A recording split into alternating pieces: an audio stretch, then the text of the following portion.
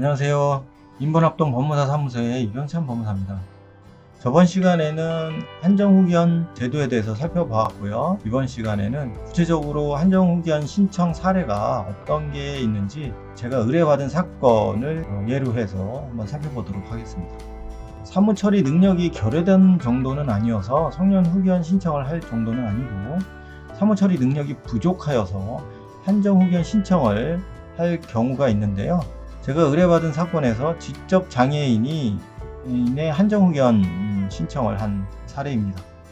사건 본인은 지적 장애가 심한 장애인으로 장애증명서상 기재되어 있는 분이셨는데요. 거동은 가능하지만 자신의 이름만 겨우 쓰는 초등학교 1, 2학년 정도의 국적 수준으로 정상적인 대화가 불가능하신 분이셨습니다. 학교도 특수학교를 다녔고, 과거에는 옷 입는 것, 식사하는 것이 모두 부모의 도움이 필요했습니다. 현재는 복지관에서 소개해준 요양병원 봉사일을 하면서 월 90만원의 급여를 받고 계셨는데요.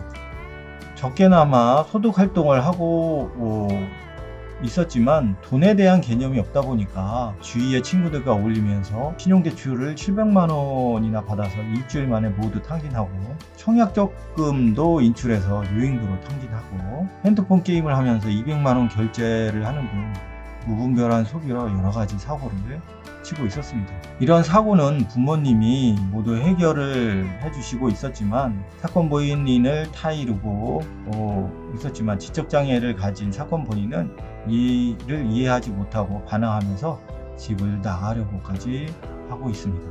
26세로 장성한 사건 본인을 어머님인 청구인이 신체적으로 제어한다는 것은 불가능하고, 또 급여 활동까지 하고 있어서 외부 활동까지 제한하는 것은 어려웠죠. 그래서 추후에 이러한 불미로운 사건이 일어나기 전에 위원회 방지하고자 이런 한정후견 신청을 하게 된 사례였습니다.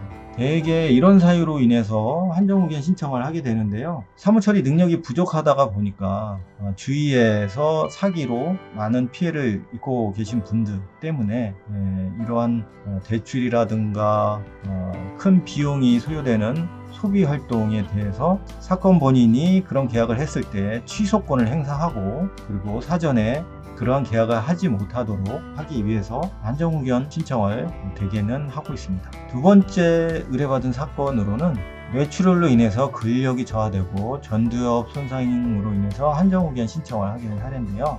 사건 본인이 2022년도에 술에 취해 낙상해서 뇌출혈이 발생했습니다. 3개월 동안 입원하여 치료를 받고 집에서 유養하고 계셨는데, 사지 근력이 저하되시고 전두엽이 손상되어서 충동 조절 장애, 공격적 행동 등의 인격 변화가 되셨고, 무억제형의 진단을 받으셨습니다. 이로 인해 뇌병변 장애인 증명까지 발급받았는데요. 이러한 충동 조절 장애, 판단력 장애로 인해서 2023년 코인 투자를 미끼로 현금 1억 6천만 원 상당의 사기를 당하셨습니다. 또 이러한 손해를 보상해 주겠다는 빌미로 500만 원을 다시 사기 당하기도 했는데요. 이러한 이유로 경찰서에 고소장을 접수하고 현재 수사가 진행 중에 있었습니다. 그래서 사건 본인은 이러한 뇌출혈로 인해서 정신적 제약으로 사물을 처리할 능력이 지속적으로 부족한 상황인데, 충동 조절 장애, 판단력 장애로 타인에게 계속 사기를 당하고 있는 실정이었습니다. 그래서 이러한 피해를 막기 위해서 사건 본인에 대한 한정후견 신청을 하게 된 사례였습니다. 세 번째로는 지체장애와 약간의 정신장애로 인해서 한정후견 신청을 의뢰받은 사례인데요. 사건 본인은 태어날 때부터 약간의 정신지체와 보행장애가 있었습니다. 하지만 장애 등급 판정까지는 받지는 않으셨는데요. 성인이 되시고 결혼까지 하셔서 자녀까지 계셨는데, 평소에 자주 다니시는 다방이 있었고, 결제는 종업원에게 현금카드를 건네주어 종업원이 인출을 해서 결제하는 방식으로 진행을 하셨는데요. 그러다가 사용금액 이상으로 종업원이 인출을 하는 사고가 발생했습니다. 그 이후부터는 청구인인 자녀가 사건 본인에게 필요한 사용 금액만큼 현금으로 건네주고 있었는데요. 사건 본인의 어눌한 말투와 행동, 무지한 세법으로 가끔 피해가 일어나고 있었습니다. 이처럼 일상생활에서 타인에게 속아 돈을 지급하는 일이 여러 차례 발생하고 하였고 향후에도 이러한 일이 반복될 가능성이 농후하다고 생각을 해서 사건 본인에게 안정적이고 지속적이며 유연한 사무처리 능력을 지원할 수 있는 한정후견 신청을 의뢰한 사례였습니다.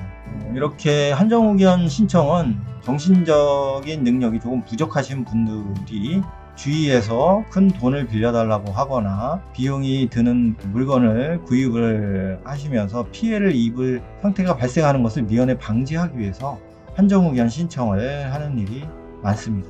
그래서 이러한 사건 본인의 상태가 어떤지 구체적으로 전문가와 상의해서 성현후견을 할지 한정후견을 할지 상담을 받으시고 판단하시는 것이 좋을 것 같습니다. 다음 시간에는 특정 후견에 대해서 살펴보도록 하겠습니다. 감사합니다.